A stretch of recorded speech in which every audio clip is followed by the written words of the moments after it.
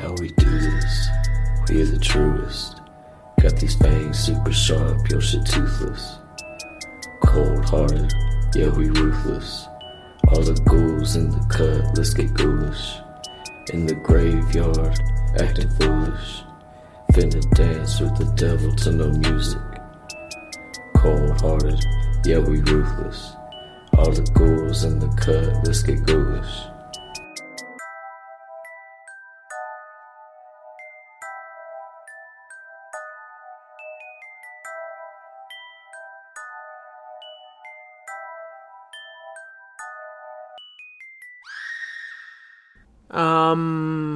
Hello?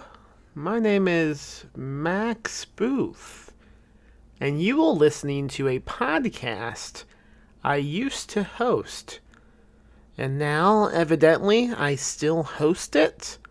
The podcast in question is called Ghoulish, and it doesn't seem right to say I'm a host. I guess my name is Max Booth, an undead host. That seems more appropriate. I don't know if anyone listened to the last episode 100, but it didn't go exactly the way I was hoping it to go. I had all these theatrics planned. It was going to be a great show I was going to host for you guys, but something disastrous happened before I could record it. I was killed by a poisoned egg. I was assassinated like John F. Kennedy. Well, it's Jim F. Kennedy. No one knows his first name. It's always just JFK. But we know his last name, Kennedy, because it's a family name. But no one knows what the J and F stands for. It could be Jimbo Kennedy.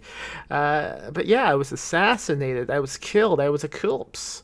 And my buddy Andrew Hillbilt, he hosted the show. He hosted episode 100 as my corpse decomposed at his feet. And what he did was, I mean, you maybe you listened to it. I only recently listened to it myself. He contacted many of the previous guests and got them to send in a little eulogy about me, and he was convinced by listening to these recordings he could figure out who killed me, because his thought was the person who killed me was a previous guest of the show. Now, this wasn't an idea that he came to by himself, because he had a little help with beloved comedian John Lovitz, who was actually the person who told Andrew that I was dead, and he was the one who told Andrew how I died, and he gave the theory of a previous guest being the one who killed me. Now, how did John Lovitz come upon this information? I have no idea. I've never talked to John Lovitz in my life. I don't even know how to contact him, but somehow John Lovitz knew all about this shit. And now when I've tried to reach out to him since then, asking, hey, what else do you know? How did you know what you did know? All I get is cease and desist letters from his agent. Really suspicious. So I'm going to keep trying to contact John Lovitz. I have no promises that I'm going to get through to him, but I'm going to try. But in the meantime, I mean, I'm still undead, folks.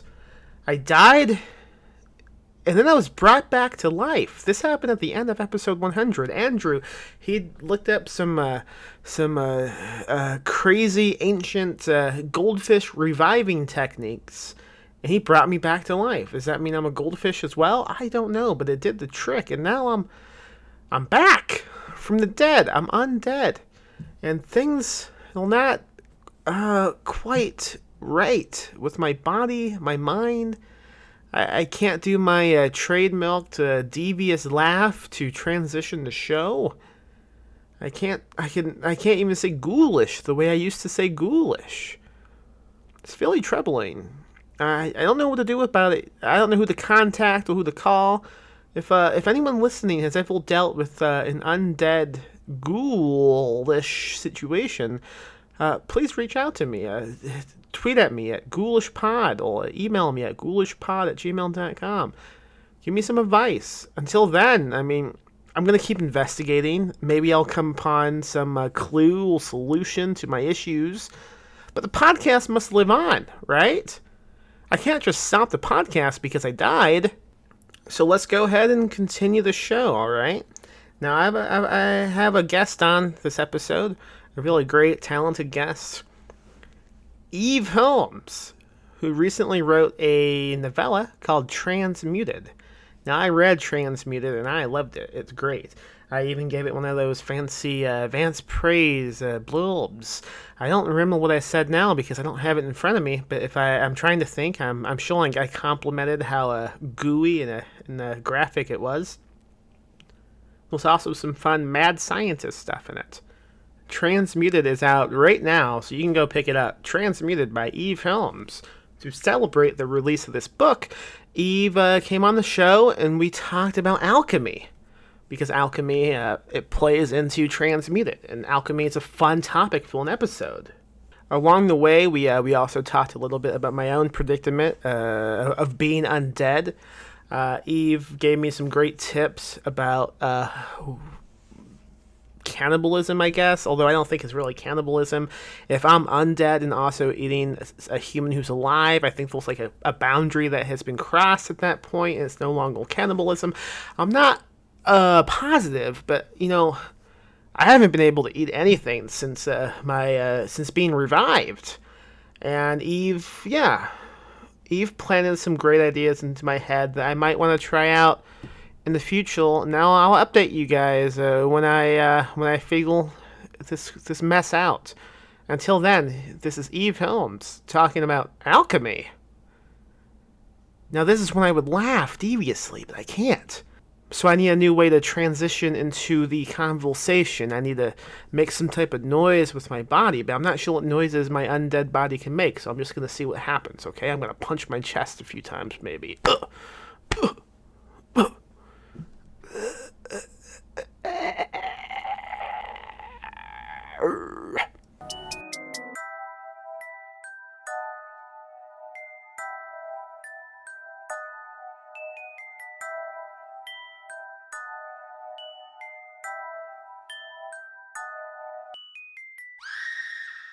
Hey, Eve, what the hell is alchemy? If you had to if you were pushed in front of a classroom, imagine you were walking down a hallway and someone ran and pushed you into a classroom and it said alchemy on the big chalkboard and you had a bunch of students ready to be taught what that meant.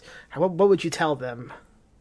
So alchemy, it's basically proto-chemistry in some ways, but it's also a spiritual practice, and it's actually still practiced today on the spiritual side. So there was lots of kind of old dudes and, the 17th century, 16th century and before, and they were just boiling shit in vats and then writing these crazy manuscripts with all the symbolism.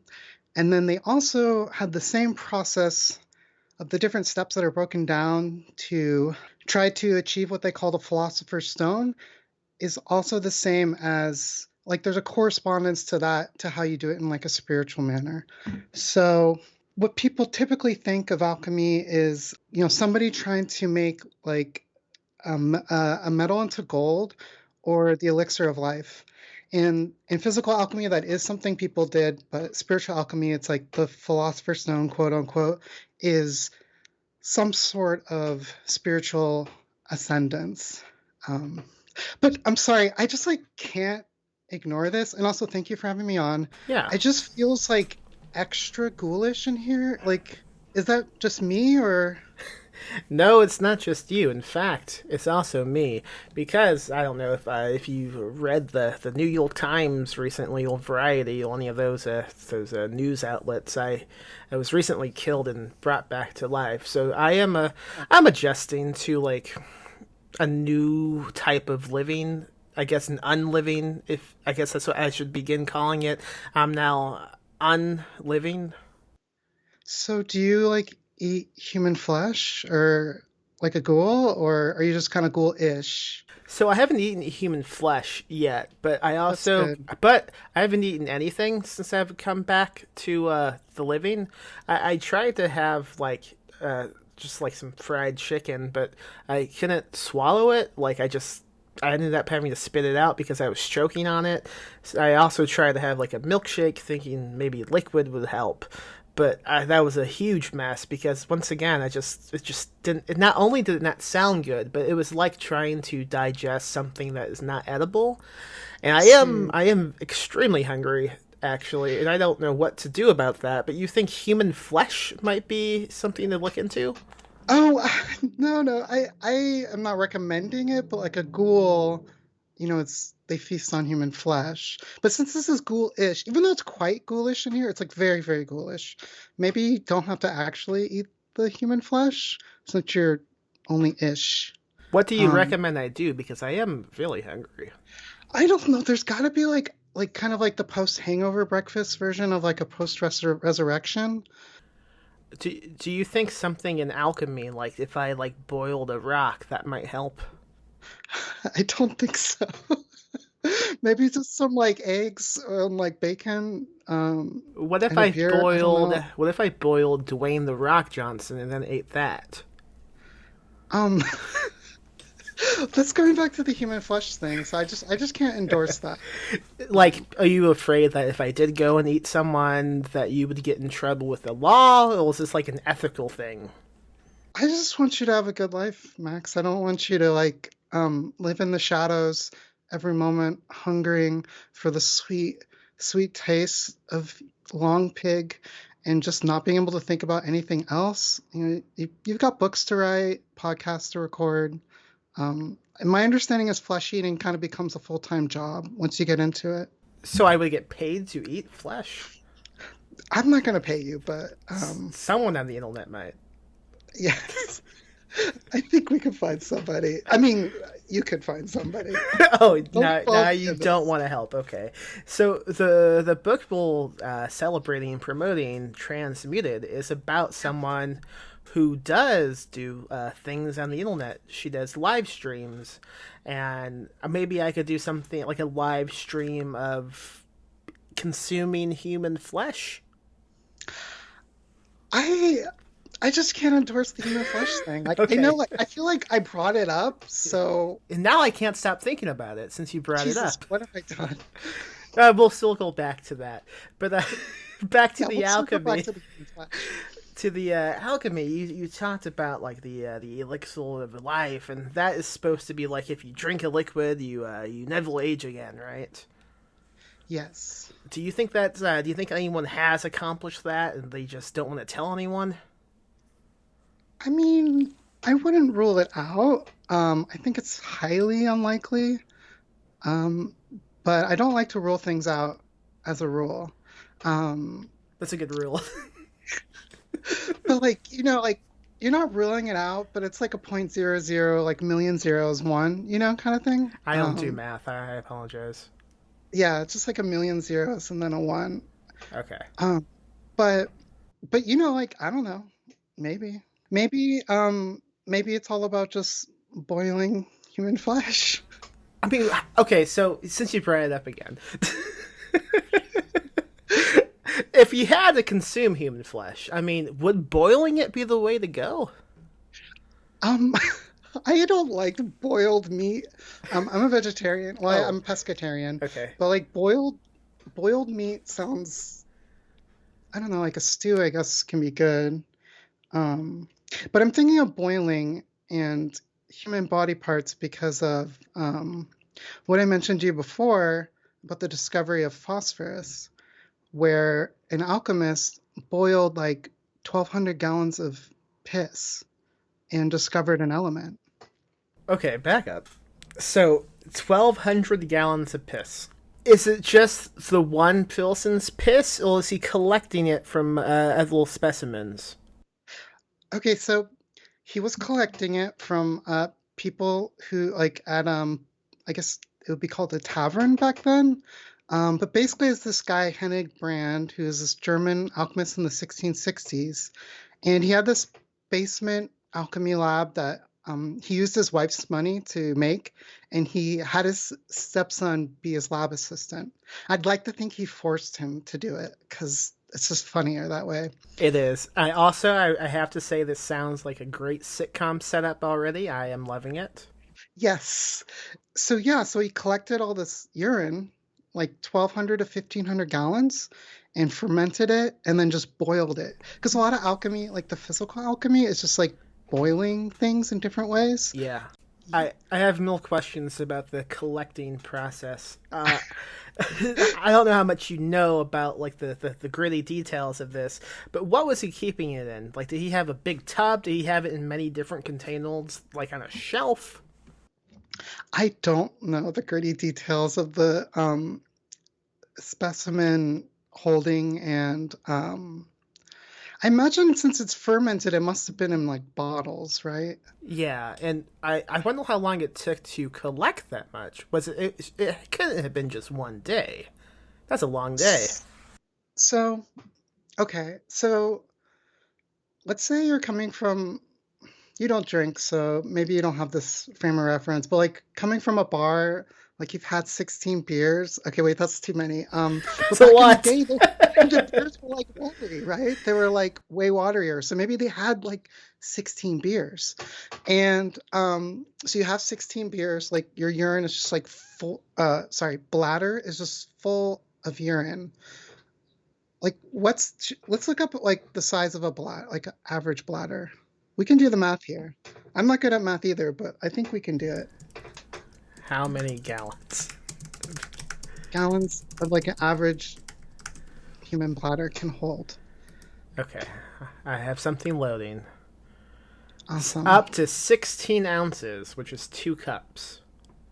It's not that much, is it? No. Don't ask me how many cups go into a gallon. That's like Paul Tremblay math.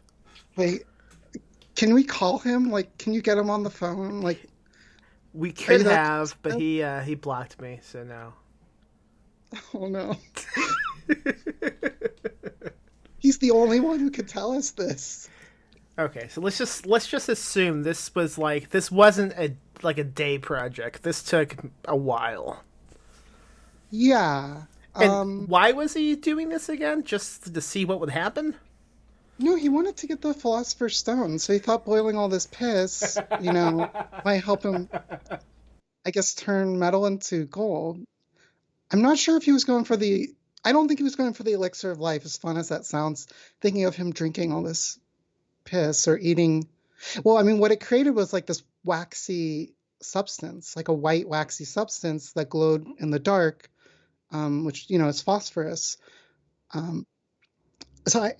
If he ate that, I think he probably would have died. So I'm going to assume that, which is ironically, a lot of the Elixir of Life just like kind of just killed the people who ate it. But I'm going to assume he was trying to turn something into gold, and he did end up with something that glowed white. So I can kind of understand his thought process, because gold and urine kind of look like they have the same color. Maybe, it's a very visual thing. Yeah, he's like, maybe gold is just pee.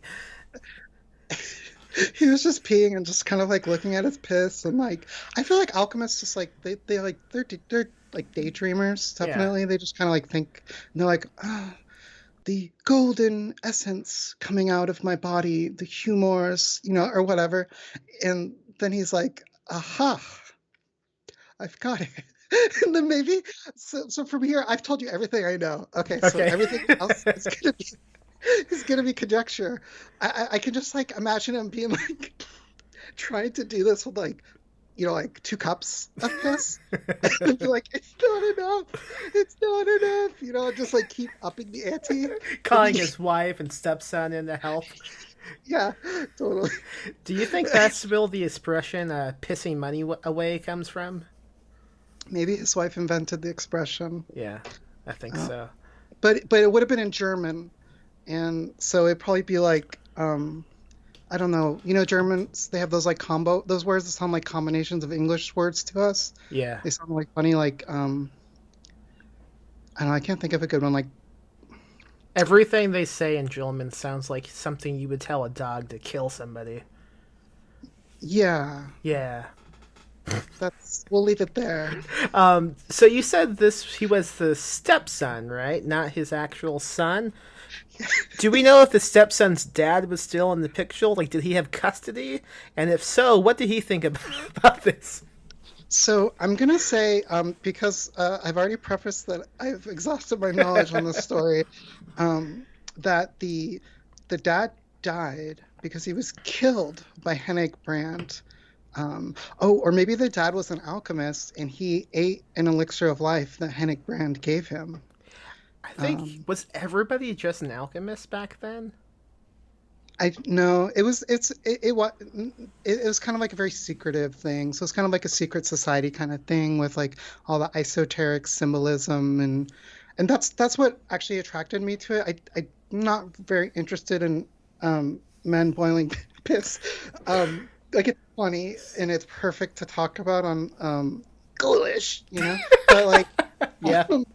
But like I just that's not like what will attract me to something. It's just there's just like these crazy pictures with like different kinds of birds and a man with no feet that's like bleeding everywhere with a sun's head. What? Cutting an egg with a sword. You know, like that kind of stuff is. Wait, what do you mean egg? Well, sometimes there's eggs. Hold up. What do you mean what do you mean sometimes those eggs? Because I don't know if you understand this, but I was recently killed by an egg. So what the hell are you talking about? What about eggs? Oh, I'm so sorry. How were you killed by an egg? It was poisoned by someone. I don't know who. Okay. You? I don't think so. No, probably not. But I mean, egg is very symbolic. You know, there's like the Orphic egg, which, you know, hatched the deity that created all the Greek gods. It was like kind of this hermaphroditic deity, and that created all the Greek gods in the pantheon.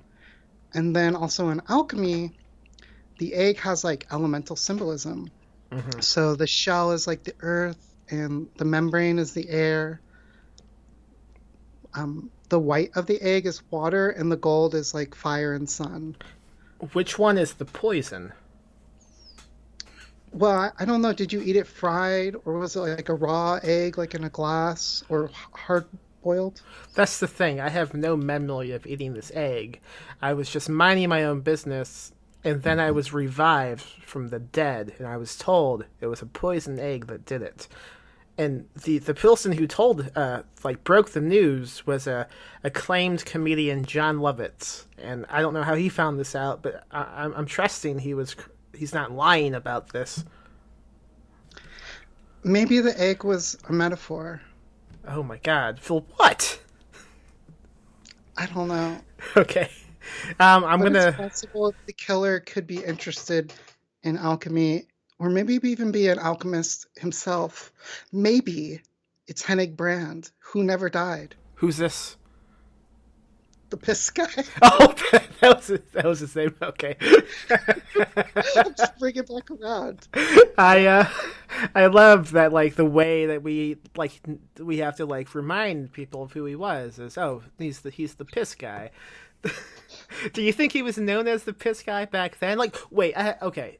You probably don't know this, but maybe you do. Was he well respected by other alchemists, or was he considered like a fucking lunatic? My understanding is he was well respected. That's so funny to me. I mean, he invented phosphorus. I don't know what that means. So it's like used in fertilizer and explosion and like explosives and stuff. Oh, nice. So like in theory, you know, creating something that enabled people to create fertilizer, you know, saved tons of lives. But for me, he's always going to be the piss guy. The piss guy. I respect that. That's pretty cool. I mean, if I had a lot of time on my hands, I would want to see what would happen if I boiled 15 gallons of pee. But I have like social anxiety. I don't know how. Like, do I just go like around my house, my neighborhood, and just knock on doors and say, "Can you pee in this bucket?" I can't do that. Well, it's possible. Like maybe he just like filtered out chamber pot's contents. But he kept this a secret for like 100 years. So it's, after he died, it was still a secret. So maybe that's why he was well respected. How was it found out then? Who leaked it? He sold the secret to a few people, and then one of them eventually made it public. Or I see. Back then, it's not like now when you make something public, it's really easy. Like they told some foundation or, science guys, like science group dudes. Yeah. And then it just kind of disseminated from there. The WikiLeaks of the time, yes. Yes, science bros. Science bros. Now, when I imagine an alchemist, I imagine someone with a really comfy looking cloak on. Do they all have those? Yeah, I don't know so much about what they would have dressed like. I imagine they just dressed in, clothes typical for their social class. Yeah. But it'd be cool to think that they, dressed in robes and had a lot of theater around it. But I mean, if you're sorry, I just have to bring it back here. If you're standing over, 1,200 gallons of boiling piss, do you really want to wear your best robes? No, you don't, because that smell stays with you. Yeah, you don't. So they probably, they were kind of, over very hot stoves. So, so I doubt that they wore anything heavy or like covered a lot. Now, do you think he boiled it in a stove? This is going to be a dumb question, but how old do stoves go back? Sorry, stove is like probably a bad word. Just that's like my most close reference of being by a fire. I guess I'm imagining I'm imagining a cauldron like a witch would use. Is that off? So there are like various tools they have that are kind of variations on cauldrons. So I've seen lots of different diagrams. Yeah. Some of them kind of look like towers. Some of them look like a giant flask. Some of them just looks like a cauldron. So there's all sorts of ways to do it. How did you get interested in alchemy? You mentioned that you were drawn to some of the images of egg and men with no feet, I think you mentioned. That sounds pretty cool.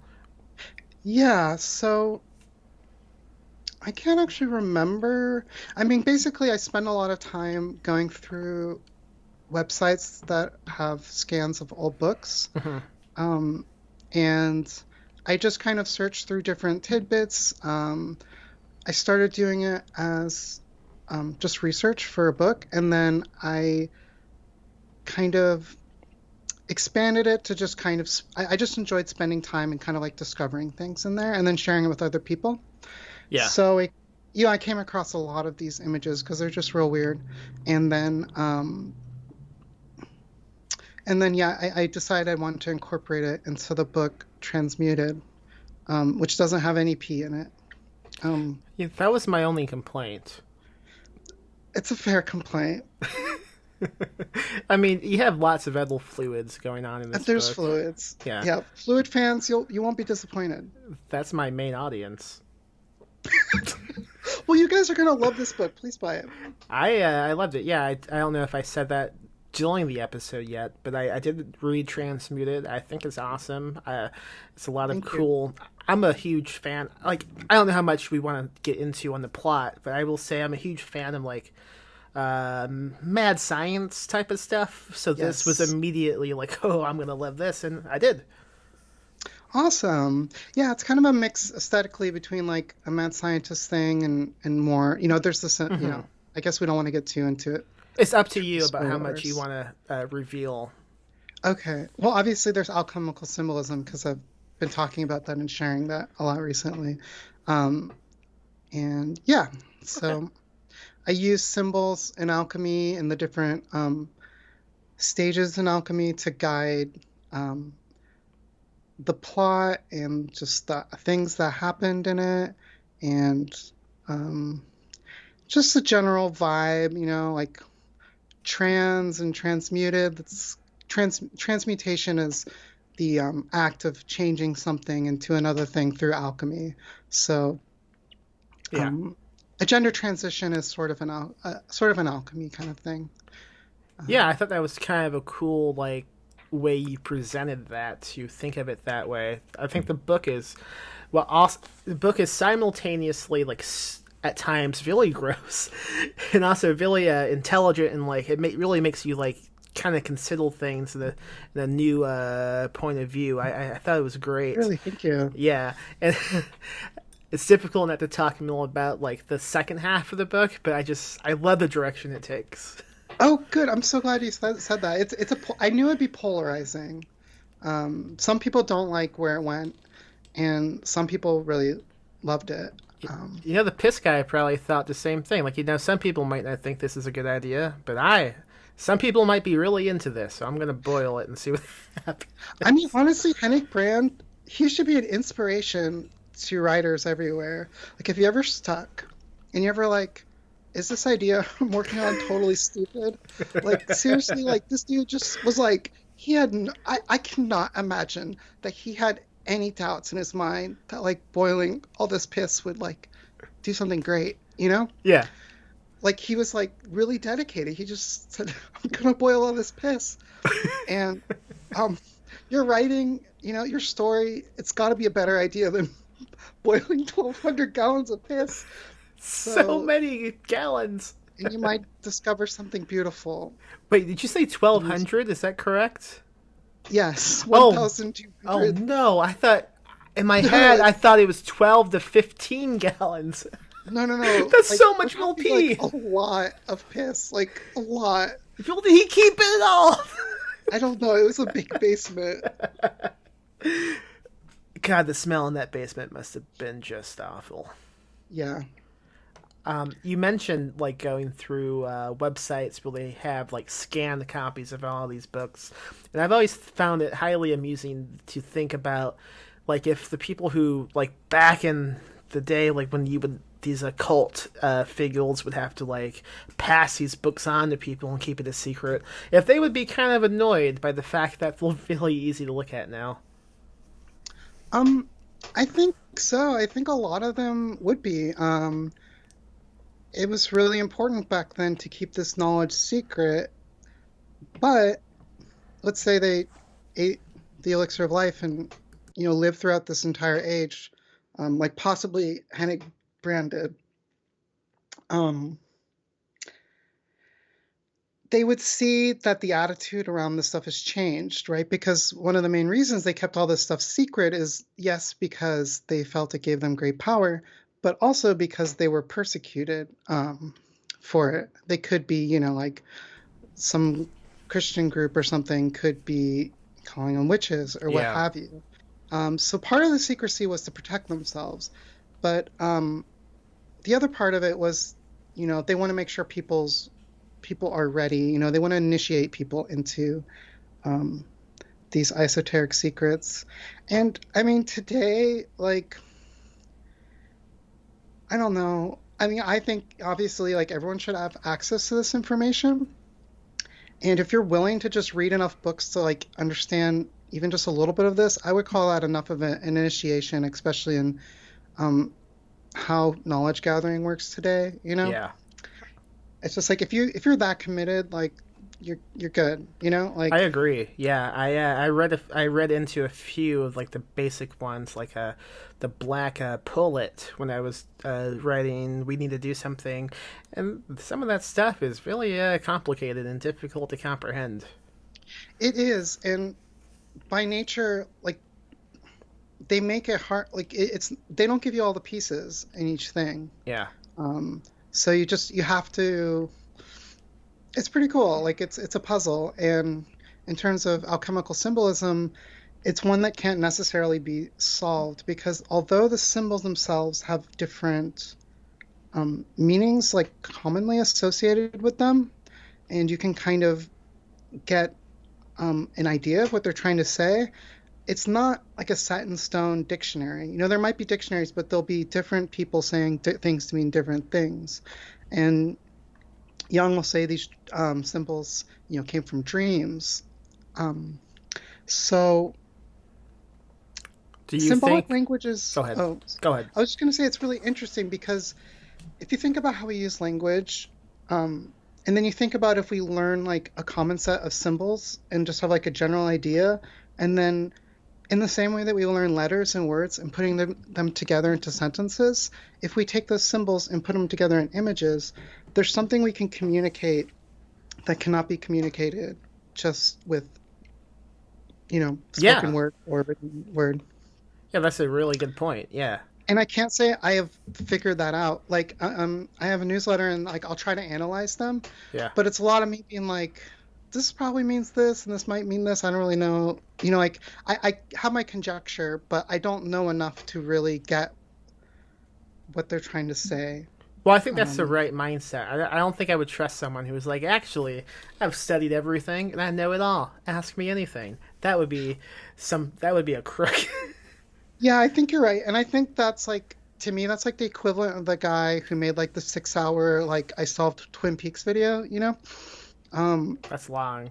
Which is fine, but like, I don't know, I just feel like a piece of art, like a David Lynch film, I don't think they're meant to be like solved, quote unquote. I agree. And in the same way, I think these pieces probably aren't necessarily meant to be solved, but they are meant to enrich your life and pass on some sort of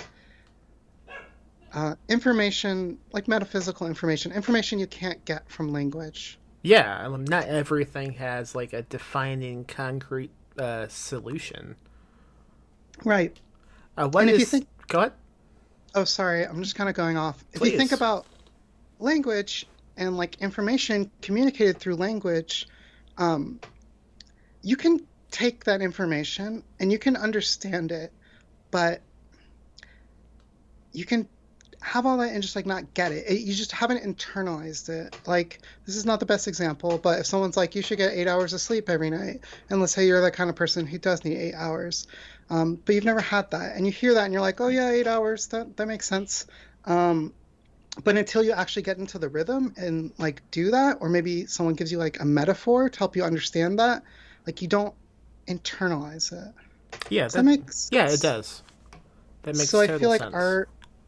art in general is something that can help make the in Kabbalah they call it dot, where it's like wisdom and knowledge come together where they meet, and there's a kind of like an epiphany type of thing. Yeah. Anyways, I take that. What is you mentioned you have a newsletter? Will you talk about this? How can folks find that? Thank you for asking. It's eveharms.com/free-book. I'm gonna double check it. Okay. I would be really embarrassed if, and you get like a free novelette and it comes with a short story. Yeah, that's correct. Okay, cool. I'll link this into the show notes as well for anyone interested. That sounds like a lot of fun. Thank you. And my website has like all these blog posts on this kind of thing. It's like these I post them on Twitter too, and the ones on the blog are a little bit longer often. Mm-hmm. And it's just like, this is like a weird creature from Slavic folklore. This is like a cool alchemy picture. It's very visual, and there's like these little, just little information to go along with it. Awesome. Do you have any? I guess you wouldn't have anything about like.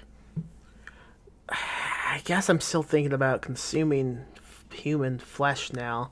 You really cemented that in my head. I mean, it's kind of like when like you'll just like walking down the street and someone mentions like some world you haven't thought about in a long time, and everybody keeps saying it.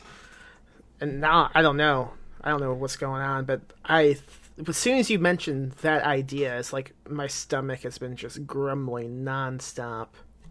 I just kind of assumed that, like, if you hadn't already thought of that, it wasn't something you needed. So I'm disappointed in this outcome. I don't know. I mean, I'm not gonna go I'm not gonna go kill anyone. I mean, I'm not nuts. But, I mean, okay, well, let me ask you this: if you do kill someone, but you happen to be undead at the time, is that against the law? What is ghoul law? Is there such a thing? I don't know about ghoul law. Okay. That's okay. I don't think there's such a thing. However, I imagine if you're not protected under the legal system, that might be worse than if you were. Maybe. They might just get tranked and put in in an SPC or something. I don't know. And I don't think it's against the law to boil 1,500 gallons. Oh my god, that's so much. That's so much. How can folks find you online? You said the website already, but what about social media? Okay, so yeah, eveharms.com. Twitter is /eveharmswrites, and that's the same for Instagram. And I think it's the same for Facebook. I don't really use Facebook that much. I just have like a page that posts my blog posts. But yeah, Twitter is where I'm most active, and I post a lot of dumb thoughts and cool stuff.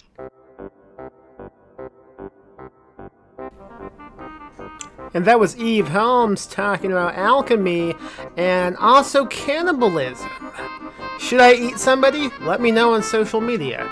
If I get enough patrons over at patreon.com/PMM Publishing, I will consume human flesh for the podcast and also my stomach. Go buy Eve Holmes' new book, Transmuted. It's a good one. And also, gonna go on over to Perpetual Publishing, buy some books that I've put out. Leave a review on iTunes. Send me human flesh. Have a great day. I'm dead, but now I'm alive. Ha ha! Ha! Huh.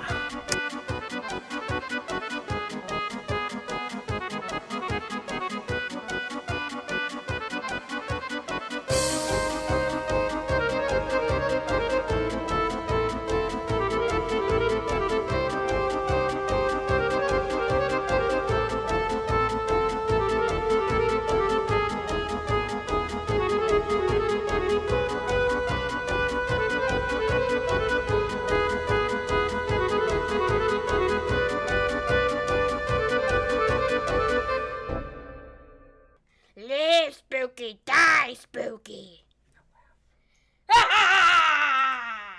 Rest in peace, Max.